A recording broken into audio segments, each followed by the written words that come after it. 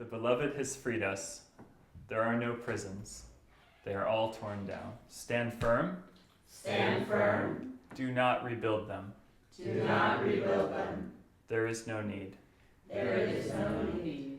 Only love. Only love.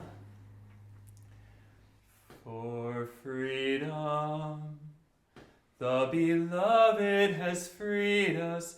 There are no prisons. They are all torn down. It's going through a lot of turmoil with faith and church as an entity, as an organization, and the ways in which it was damaging me at the time. And the first time I walked into Nassau Church, the first service was just this place of safety, and I just immediately felt like this is where I need to be right now. Do not rebuild them, there is no need. Do not rebuild them, there is no need. Only love, only love, only love, only love. This was a paraphrase, and you brought it up.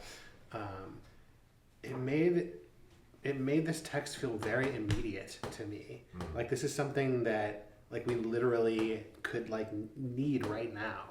Mm-hmm.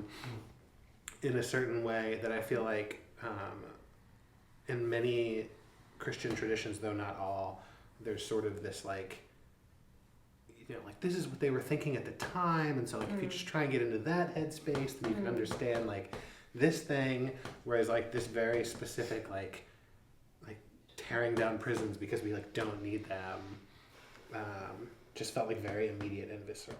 I actually struggled a lot with this reading for a couple of reasons. The first was related to my upbringing in a conservative evangelical world, and this verse is actually a big deal in those worlds. But when they talk about freedom, generally it is freedom from something that. So whether that's freedom from sin or from homosexuality or from masturbation or whatever else you hear in these sermons about freedom, it's always like you want to triumph over this thing.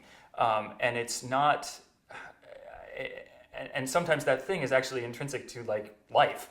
And so I actually have a really negative reaction to hearing this sort of language being used.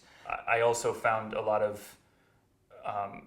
that was very fulfilling in looking at this passage again and thinking about, well, freedom is really important, and it's freedom to be like who you are supposed to be and who you were created to be, and that I'm not like afraid of this verse anymore, but I actually found looking at it in a new light was really, really helpful.